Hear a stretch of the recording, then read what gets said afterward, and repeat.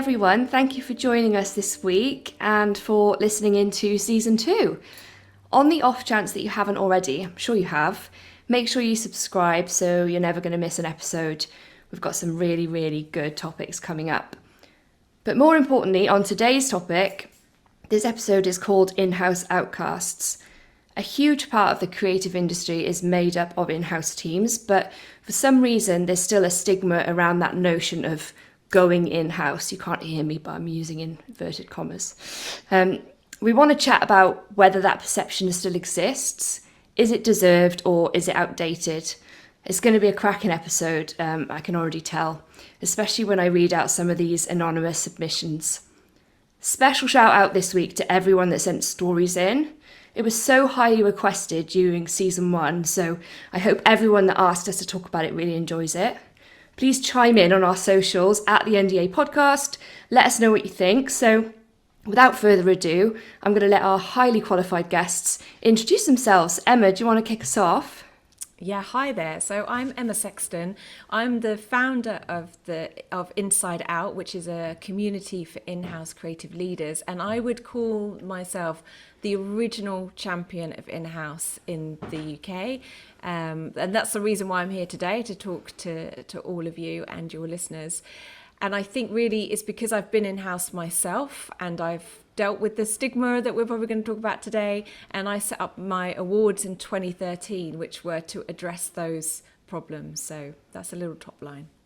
Awesome. Thank you. And Kieran? I'm Kieran. I'm the head of design at YouTube's creative studio. So I've been there for the last couple of years, kind of helping the team out there. But prior to that, I was kind of working at a range of agencies, both branding and advertising. Awesome. I'm Katie Cadwell. I'm your host, creative director at Lucky Dip. My pronouns are she, her, and let's get the show on the road. So, more and more companies are taking their creative internally. So we've got a study from the Association of National Advertisers, which show that 82% of US brands have an in-house agency in some capacity. I think that might surprise some people, that statistic. But in the UK, companies here are still focusing on expanding in this area. So Sainsbury's is actually the latest to announce that they're growing their in-house creative agency called Zest by another 30 people. So I think a really good place to start before we start talking about the kind of perceptions and the opinions is to be quite pragmatic about it and say, what is the value for a business to having an in-house team? I feel like you're both going to have a lot to say on this. Emma, do you want to get us started maybe? Yeah, a good stat. I just want to expand on that stat for you. In Australia, it's 78%. In mainland Europe, it's 76%. In the British Isles, it's 65%. And in the Nordics, it's 59%. And this is a trend that's not going back. And I think we actually have a report, which I'll give you the link that you can share with your listeners, where we're kind of observing the macro trends that are going on and the way that brands are changing, the global stage that they're on. But also I've made a prediction that I think we're in the 4th wave of in-housing creativity. And we're in a very different time now for in-house creativity. But I think the assumption is it's a cost saving and efficiency. Many teams start off that way. They quickly don't stay that way. And actually, since the pandemic, what we've noticed is it's agility, it's speed, but there's a deeper knowledge of the business and also these creators being able to tackle other business challenges once they're actually within the brand. That's you've just shown our statistics up a little bit there. That was very useful. No, yours were right. I've just expanded on them, but they were all correct. I appreciate that. Kieran, what do you think the value is for having an in-house team? Yeah, I mean, I think I sadly don't have stats, but from my own experience, I think the cost saving thing definitely comes into play. But I think in terms of the team that I'm in, I think it came from being able to be closer to the work and just have, a more intimate approach to how you tackle things. Because I think, the old model or not the old model, but the model of working with agencies, I think it can be quite prolonged and it's just a lot of back and forth. So I think this allows things to move a lot faster. Yeah, great. Okay, that's a really good start. Thank you. So I'm going to move on to reading out a story from one of our listeners. This is from Gemma, who wants to remain anonymous. This is an example of someone who's in a really highly successful in-house creative team, but still feels like they're kind of snubbed from the industry. So in Emma's words, say it again. In Gemma's words, I'm in a senior position full time at an in house agency, and that judgment does happen. The old school thinkers are muttering under their breath about in houses, and meanwhile, we've built up a team of 13 and counting, plus our freelance roster, and we're operating as a full service creative agency and production company in house, getting massive global briefs and nailing them. Recently nominated for In House Agency of the Year at the IDI Awards, and yet we are not accepted as members of certain bodies within the industry because they only accept people in creative agencies.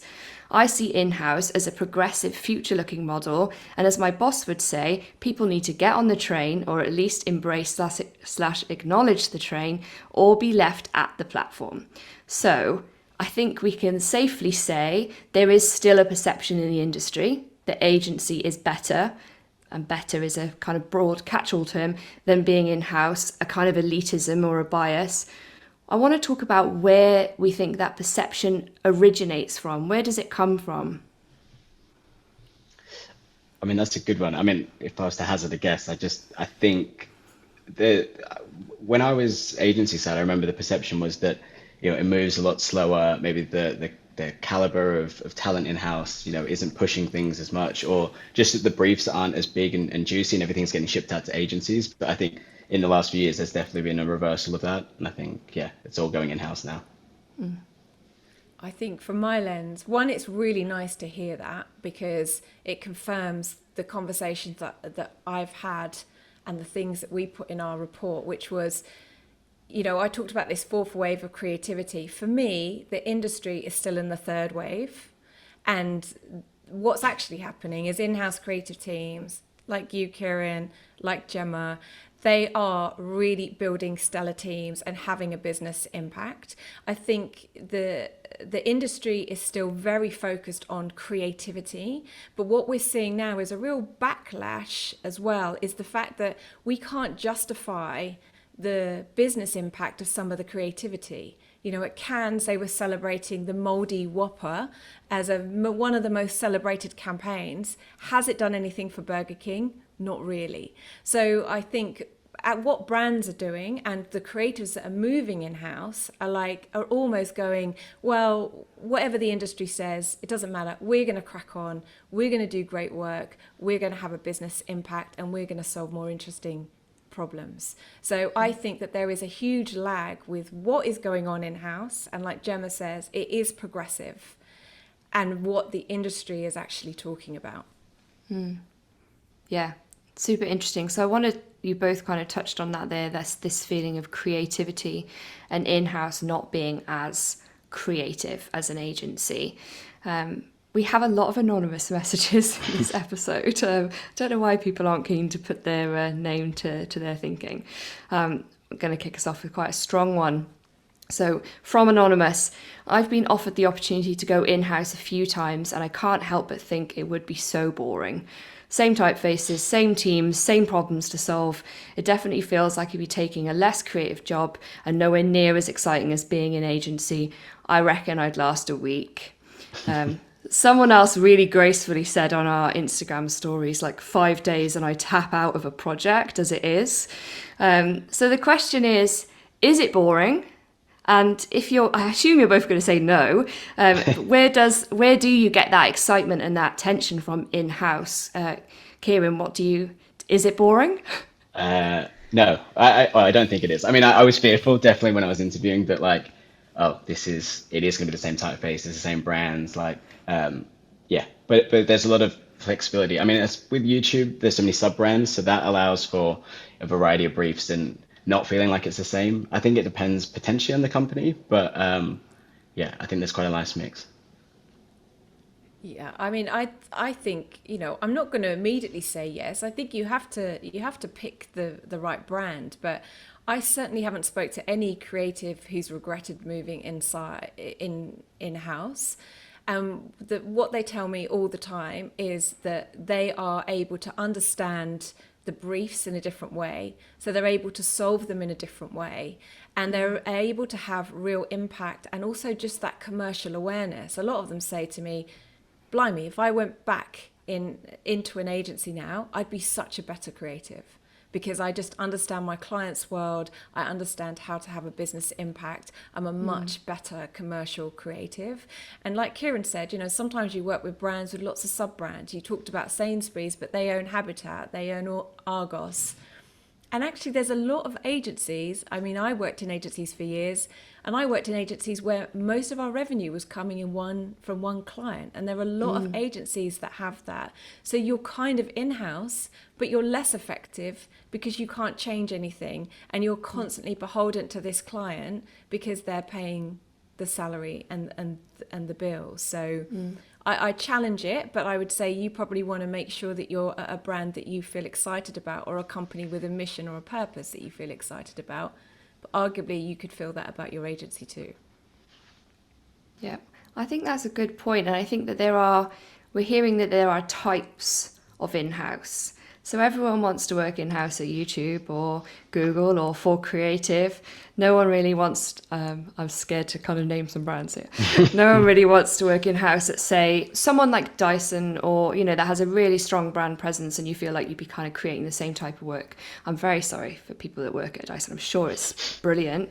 I'm digging myself a hole there.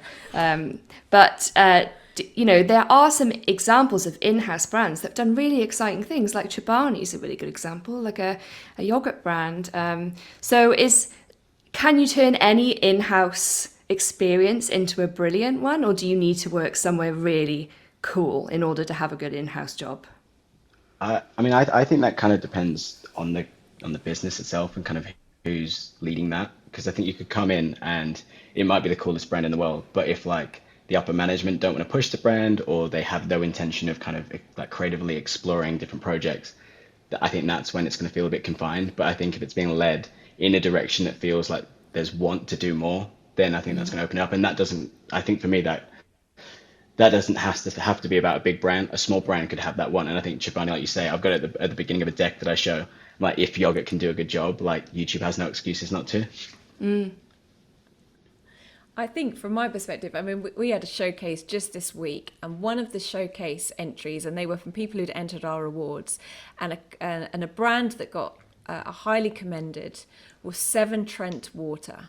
Now that is, and even the creative director there, she would say, not the most interesting brand. It's also a brand where, everybody needs water. You don't, like, you would say, where would design and creativity have a role there? She is on a really exciting transformation journey there, because Severn Trent Water know that brand sentiment is really important. The emotions that their customers feel about them as a water company is important, because also they get measured on that. So, but what they're doing is they are really having an impact in the way that they think creatively about getting messages to customers. And that's not necessarily looking like some slick company like Dyson, although I certainly feel like they will probably get there.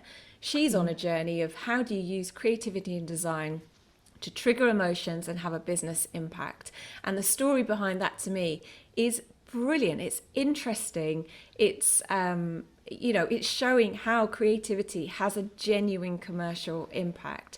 So for me, I think the industry likes to showcase the fancy brands. They're showcasing what they know really well, which is industry work. And all the people talking about in-house know the agency landscape really well, but they don't know the in-house landscape. So we're seeing this one-dimensional view.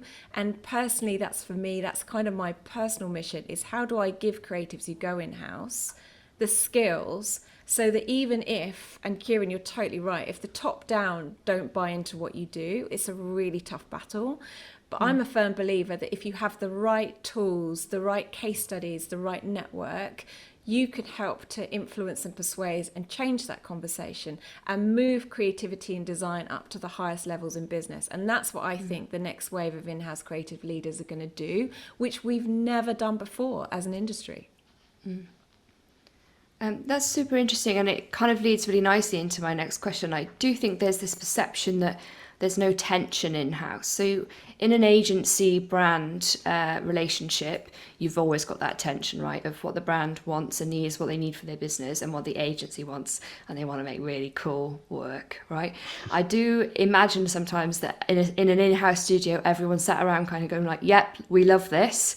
Let's hit publish." So, where is the tension coming from? Like in your process, Kieran, where does that tension come from? What is the thing that's kind of pushing you and driving you to make the work better?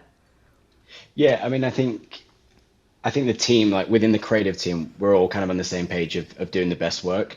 I mean, the tension point, there is almost like a client agency dynamic in-house, depending on where you're at. But I think I find it like we've got our marketing teams that will come to us with a brief and they almost act in some way like a client. So I think there's definitely kind of tension points and positives, more often than not of how we work with them. But I think that's where the discussion, the back and forth kind of comes into it. Is it really hard to have a big picture though? Because you're in it every day, you're kind of in the trenches. Is it hard to come in on a Monday and have a new perspective on it? Or does it, like when you're moving from project to project in agency, you get a chance to kind of refresh and get excited. How do you stay excited?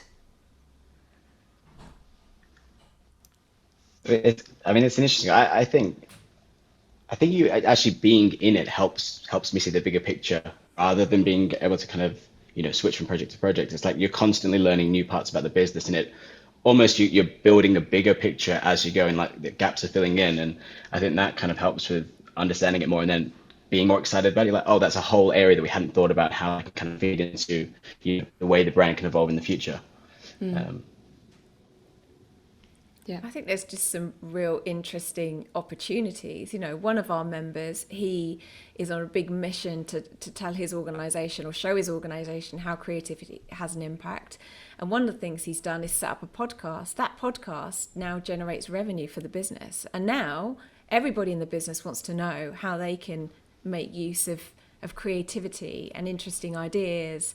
And, so I think, once you're in a business, you get access and insights to stuff that you never get as an agency. No client ever spends the time that really they probably need to get great work, giving them what's going on. You're exposed to so much in-house that's also almost by osmosis, in terms of what the CEO wants, like what the strategy is, what's worked in one department and not the other. So I think you have a rich wealth of knowledge that presents other opportunities. If you're a curious magpie person, which I think most creatives are, like there's opportunities everywhere in-house. Yeah. Awesome. I think that was great. The one thing I just want to add is that we had quite a few messages about how rewarding it can be to work in-house, because you get to see the real life work coming out all the time, and it's not just like rotting in a case study and never sees the light of day, and you get to see how it impacts the business, right? So that's pretty rewarding part of being in-house. Yeah, 100%. And I think that's the job of a creative, right? Really, I just think there's a real muddying of the water about what is art and what is commercial. And I think that we haven't done very well to distinguish between the two. And I think we need to get much clearer on that as creatives. Even if you're agency side, you have to start talking about the commercial impact of your work now, because your clients know how to talk about it. Yeah, definitely. It's exciting to see like over time a bigger change. I remember when I was agency side, you're in a project, you're keen to get it out there, people see it, and then it's kind of a new dopamine hit onto the next project. But it's nice to then switch my thinking from like, what's this singular project like, and thinking it more of a journey and how that's fitting into like a bigger kind of process that we're working to. But yeah. Awesome. That was great. I think we could talk about creativity for a long time, but I'm going to move us on to talk a little bit about career progression, and I'm going to read out another anonymous story. And the summary I have here is even juniors can't get hired, which is pretty savage. So I'm just going to read that out. We had an anonymous submission for someone who started in their first agency role as a junior designer after working for 3 years in a publishing company, designing magazines and ads. Even before their first day at the new agency, they were told during a phone call that it wasn't ideal that they didn't have agency experience. They said this really dampened the success that they'd felt initially after finally getting a job, but thought to themselves, I'll prove you wrong and prove that a junior doesn't need agency experience to succeed. In the first couple of months, this designer felt like things were going really well. They were working hard, often staying late, but felt like every time they made a mistake or offered their opinion, their manager brought up their lack of agency experience, wrapped up with a few other horrible comments, I think. But basically telling them that they kind of lacked passion, they were too slow, didn't have the same kind of creative spark and drive of someone that had come from an agency background. This is obviously quite an extreme example, and I hope this person is okay and happy now. But if this kind of being in-house is affecting even a junior's experience in the industry, it's being used in a really negative way quite early on. So I want to ask, does going in-house kill your career? Does it have a negative impact on your career? I mean, that he sounds not nice. I'll try and be, I don't know if I can swear, but anyway. Yes, you can. Yeah, he sounds like a prick. But yeah, I think it's interesting. I don't think, it depends on where you come in. And I think sadly, there probably is maybe not necessarily a stigma, but agency works so fast that I think it is always a good foundation almost to start as a junior to get exposed to the speed and get used to how fast that is. I do think it's shifting though, and I don't think, as more people are moving in house, I think that, I just don't think the stigma is there as much. But in terms of the bigger question of does it kill your career, I don't think so. I think it can very much help it.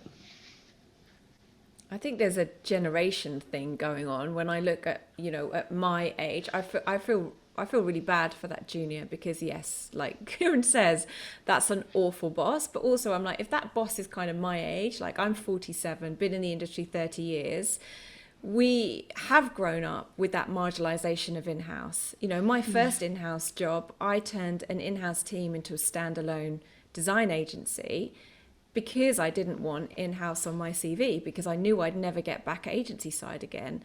And it's one of the reasons I set up the awards, because the industry was completely ignoring creatives in-house and also the way that they impacted on the business. So for me, I'm like, that stigma is there. So if that juniors person is my generation of boss, and probably are, they're going to have that lens on in-house, but they're going to go, if they're the owner of that agency, they are about to go through the biggest wake-up call, because if that's how they still think about in-house, they're going to start losing talent. Their new clients are going to be in-house creatives, and in-house is going to take a huge part of their pie as an agency. So for that junior, I would say just find somewhere else. And then just watch that person's burning platform burn them into the ground, because that is what's going to happen. Did you feel that way a little bit, Kieran, when you went to YouTube, having been agency side for so long? Like, is this going to have a negative impact on my career? How's it going to look on my LinkedIn? Like, I know it's, like you said, Emma, it's maybe a little bit old-fashioned, but did you have those worries that once you went in-house, that was kind of the end for you? I mean, I definitely hoped it wasn't the end. I think I did have the fears that I was like, oh, is this going to really change, even just the way that I design, like, is it going to be a lot slower, like people say it often is? And also, is it going to negatively impact me in the sense that if I do, eventually leave, is my portfolio just going to be YouTube, and is that going to be seen as a negative? But yeah, it all kind of came into effect. But I think, I would say the fact that YouTube is a bigger brand probably helps sway me. I might have been more cautious if it was a smaller company or a startup. Just being, honest. Do you think that it's easy to segue between the two, to go in-house back to agency, in-house back to agency, or do you think that people pick a lane and stay in that lane? I think you could. I mean, I haven't done it, but I think in theory, I think you could. I do think people often pick a lane though, and I do think there's a lot of benefits. Or once you move in-house, I think I'm seeing a different kind of work-life balance that it does in my mind when I talk to friends that are still agency side. I'm like, oh, I don't know if I want to go back and do those late nights and maybe those weekends or those pitches and this and that. But yeah, I think there's definitely a shift that happens, and you almost become single laned in the approach. Yeah, I've definitely had, I think I've had over 300 conversations in the past year of creatives who are in-house, and a large proportion of those have been agency side, and they're all telling me that they wouldn't go back. But I think also another thing that we need to acknowledge is there's a lot of conversation and celebration about agency people that are going in-house, and there's a lot of people who have always been in-house. And I think we need to not just celebrate the people who've been agency side and gone in-house, and look at it as a whole. And also, I want us to look at it as a practice. Like, being in-house is different.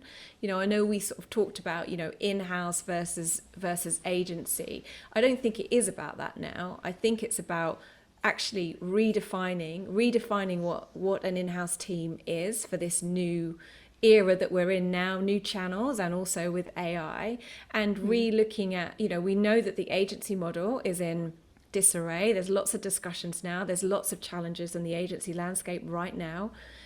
How are agencies going to co-create with in-house teams? Because there is a place for both, and they're going to have a different role and different needs in this new creative future. I want to know if you think that people go in-house. I want to talk specifically about someone who goes, like you're talking, from agency in-house, and it's seen as like a big, bold move that they've crossed the border. Is there this feeling that you go in-house, you do a huge rebrand, you change it from the inside, and then you leave? I know that there are a few brands that have had that kind of experience of someone moves in, builds a creative team, changes the how they kind of practice and how they kind of work, and then leaves again. So is it quite kind of transitional? Yeah, I mean, I've seen a handful of people do that. I wonder if that's more tied to purpose, right? Like, if you're going in because you want to shift the way the business is operating to kind of evolve it, and then once you've done that, if it feels like, oh, I'm out of kind of challenges or tasks ahead. And I think, I'm yet to get to a point where I've done something like that, but it would be nice to kind of reset almost a challenge and continue to evolve. I think there is something nice, like we were saying before, to keep watching, the business grow and think of it as a big holistic project.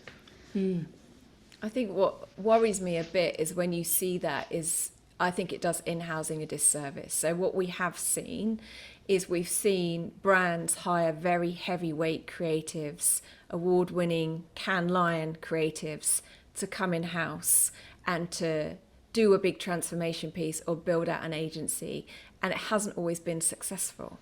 And I look at that and I'm like, well, the reason it's not successful is because when you're an agency side, your product is creativity. You need an ECD because they own the product. They're also the dog and pony show. They're the ones that sell it to clients. Clients buy into that. When you're in-house, it's very humbling for a heavyweight creative. And I've got members in my community. In fact, Ivan Poles has written some great articles. He's the chief creative officer at What Three Words. He joined from agency world and he came in and he's written a lovely article about how his ego had to take a back seat because no one in the business understood or appreciated his industry, No one cared. No one cared. What they wanted to know was, how was he going to deliver on the business objectives? And he went in there thinking that he was building an agency in-house, and he stopped himself and he didn't. And I think that is something that's happened and failed and also scarred the in-house conversation, because it's a different thing in-house. When you're an agency, you're a standalone thing and that's your product. When you're in-house, you've got to work with the rest of the business. You've got to work with an existing culture. You've got to work with existing processes. So I think it could be very dangerous to hire a heavy-hitting creative and expect them to perform magic in-house if they're not prepared to be very humble and think about using their design and creativity, their design thinking, to really think about how they operate in-house. And no in-house team is the same. Where agency models largely the same role, same structure, no two in-house creative teams are the same. Yeah, super interesting. Kieran, was that your experience of like you were the knight on a horse to come in and save the YouTube creative department, or you got there and they were absolutely fine and you were like, why am I here? No, I was definitely no shiny knight. I think David, RECD, was probably that shining knight because he came across from Google's Creative Lab. But I think it was, you know, I don't think the team was really set up long before I arrived. So I think it was bringing people all on the kind of the same wavelength to try and push this. But yeah, I think again, David's been at Google for 10 years, so it didn't feel like he was necessarily someone that was coming directly from agency life and like really, shaking things up. It was almost bringing like a wealth of experience from having, done such a great job at Google and kind of bringing that thinking through to YouTube as well. Yeah. I want to jump back to the story a little bit because obviously this was from a junior creative. And when we're talking about career, we have to talk about progression, right? A huge part of that is what are we learning? How are we learning? Where can juniors learn more, do you think? In-house or in agency? What's better for that kind of cutting your teeth experience?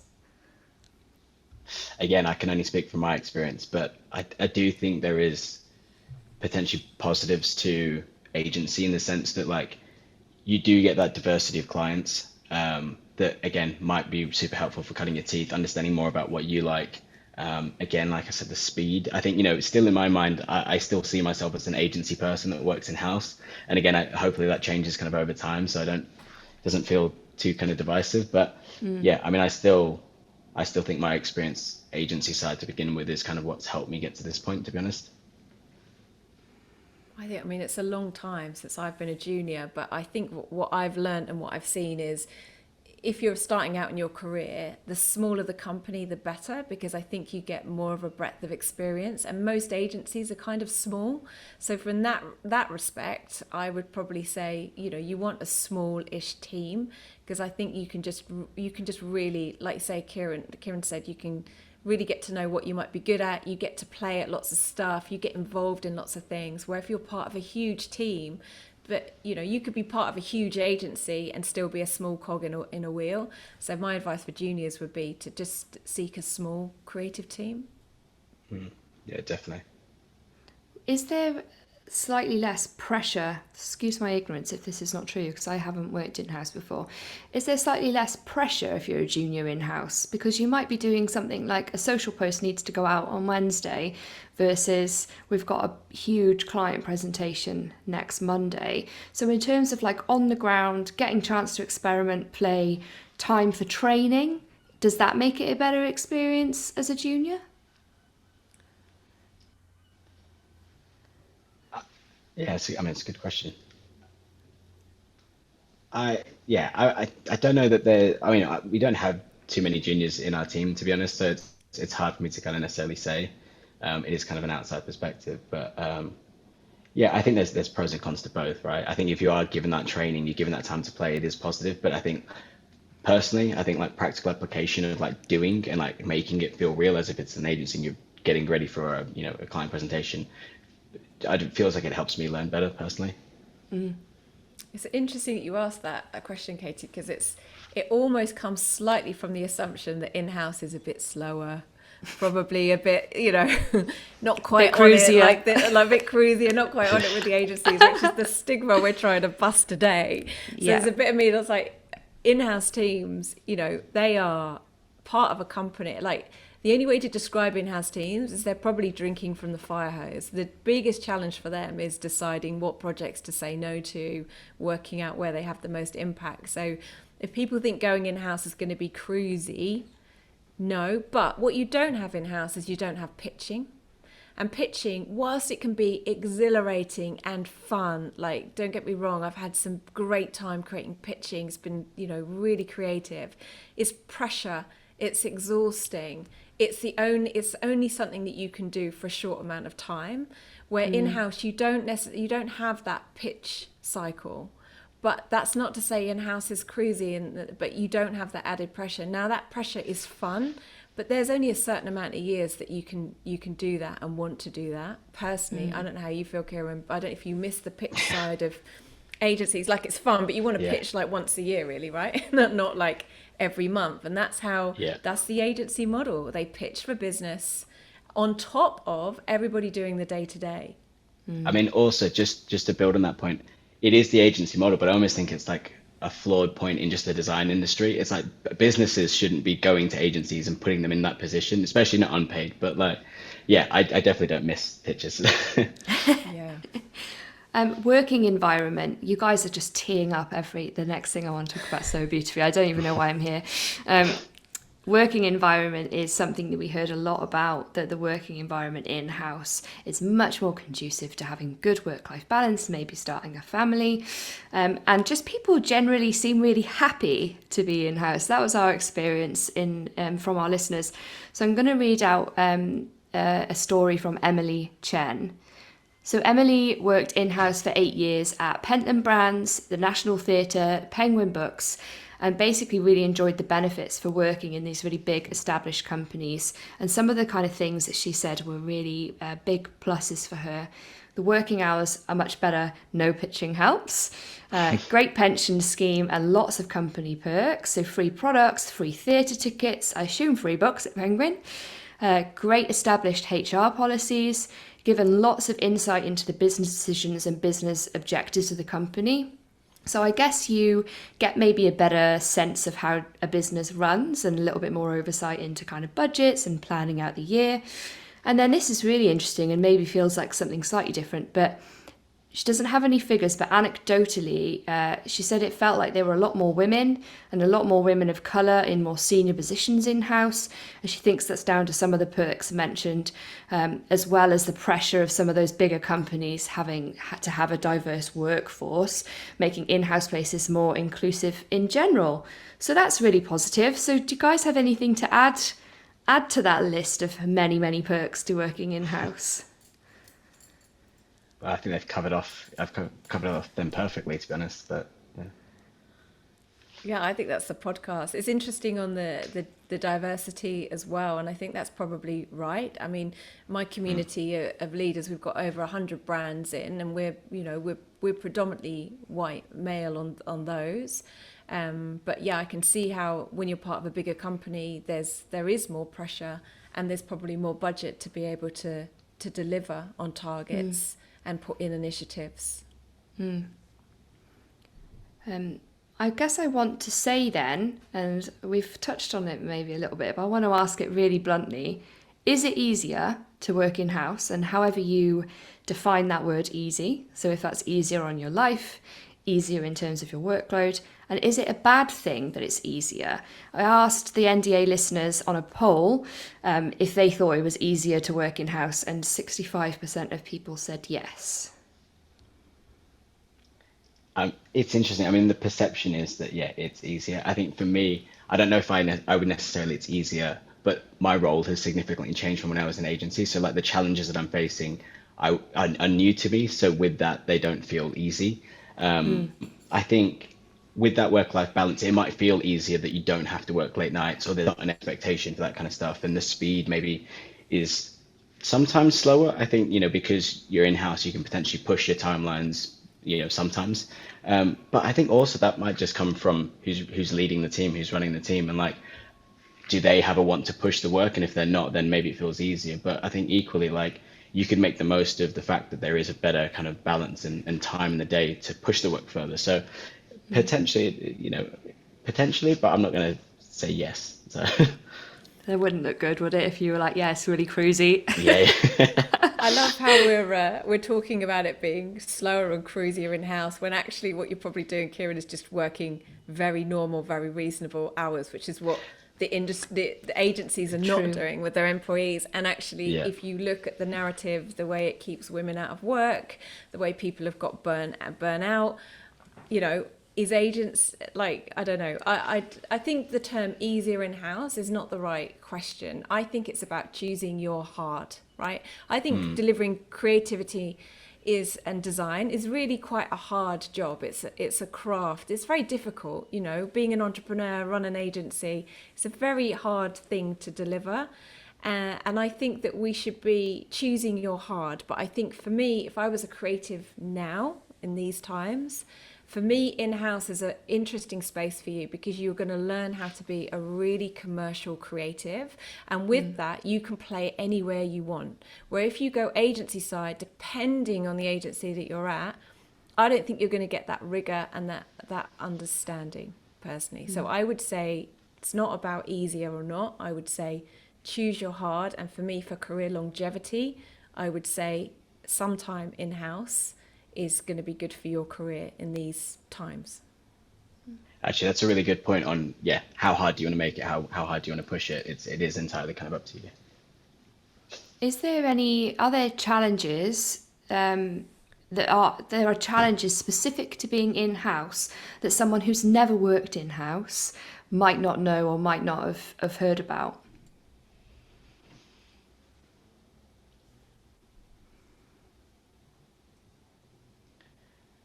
Um, I, it's different. Maybe it's just like potentially dependent on where you're at, the scale of the company, right? And the potential politics that come along with that. You might not have been exposed to it in the same way, dependent on how big the agency you work at is.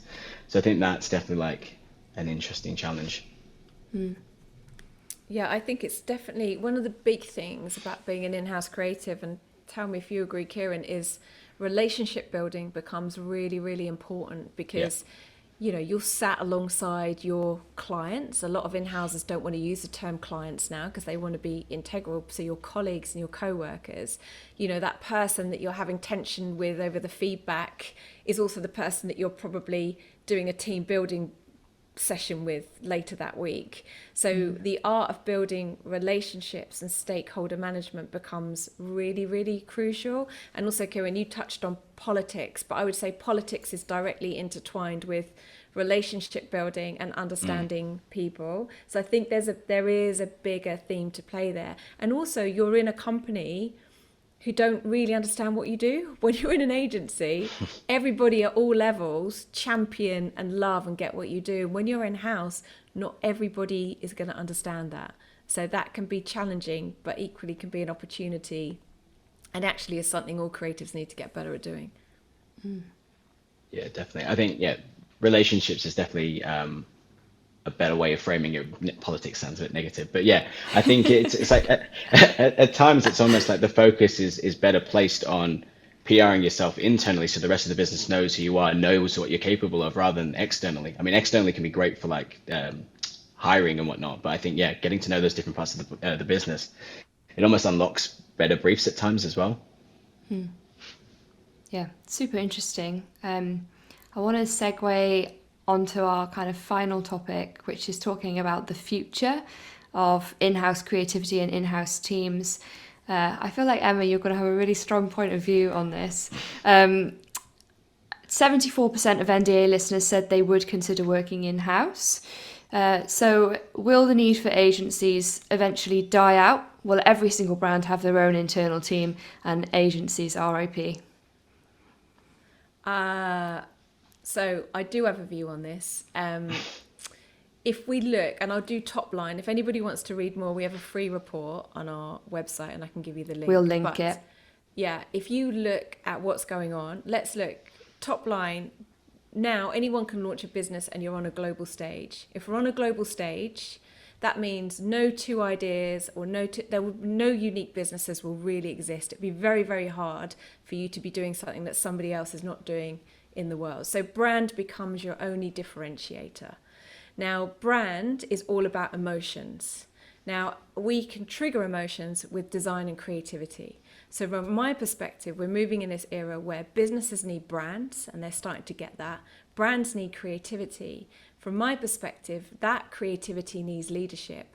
Now, I think it's impossible to do that with all the ever expanding channels. And now we talk about brands really tapping into culture. So they're going into, niche subsections now to connect with their audiences. How is an agency going to marry up all those touch points that a brand might have?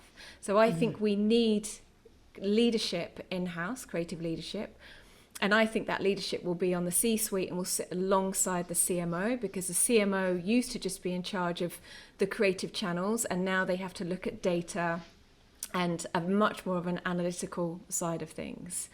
So for me, the agency model needs to evolve, but I'm quite excited about it. I've run an agency, I've tried to grow an agency and scale an agency.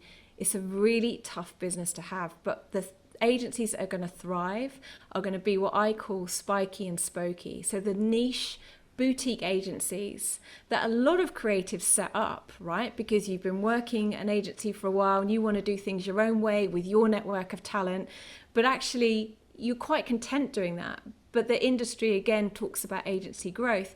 Those are the agencies that are going to really thrive, because people want that person who geeks out and knows everything about how do you creatively sell trainers on TikTok. Like, I want to get him in. So agencies in-house will be very generalist, and they're going to need specialists and strategy people.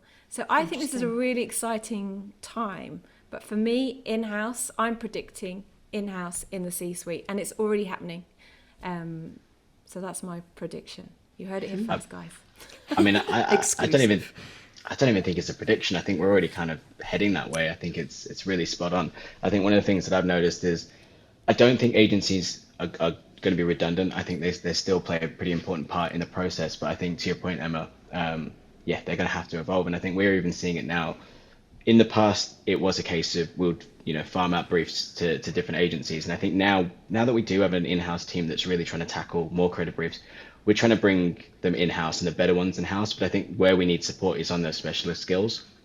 And I think agencies that are smaller, more nimble, and can offer that is kind of where we're heading towards right now. But yeah, I mean, then for certain businesses, YouTube being one of them, when you get to the scale of some of the projects and how many briefs are going on worldwide, there is still the need for agencies for production and rollout. Like, that still has a really important part. But I think an evolution of the agency model is definitely coming, if not already on its way. So it sounds like collaboration is more the answer, rather than this like very definitive line between in-house and agency. Definitely. Okay, my final question to you both. Somewhere is only as good as its talent, right? Only as good as the people that work there, and it must be more of a struggle to bring brilliant talent in-house than it is to kind of seduce them to an agency. If you've got some really talented creatives out there feeling a little bit burnt out, well over the late night that hopefully they're not listening while they're working late, how would you convince them to come in-house? What would you say to kind of say, join us? Emma, do you want to go first? Yeah, I was thinking you, because I was just having a little think. I think it's I think if you want to become a more effective creative, go in-house. Like, do a stint in-house, because you can always go back to agency. That's a no-brainer. But go in-house and just see how it opens your eyes to different possibilities. But you have to go in there, I think, really open-minded, very humble, and you have to go in there with your creative problem-solving, design thinking skills, and not basically go in and replicate what's done before. So go in and be a pioneer rather than with your ego. You've definitely changed my perception of being in-house today, so thank you both. And I'm sure everyone's going to have a lot to say on the topic, so reach out to us, reach out to Kieran and Emma respectively. You might get some people knocking on the door for a job, Kieran, you never know. I won't post a link to your LinkedIn just so you don't get bombarded. Awesome. So I think that's a wrap. Thank you so much for today. Absolutely brilliant. You've both been legends and incredibly articulate, and done a really nice job of kind of answering some of our slightly stickier anonymous stories. So cheers, both. Thank you. Thanks for being here. It's a great conversation.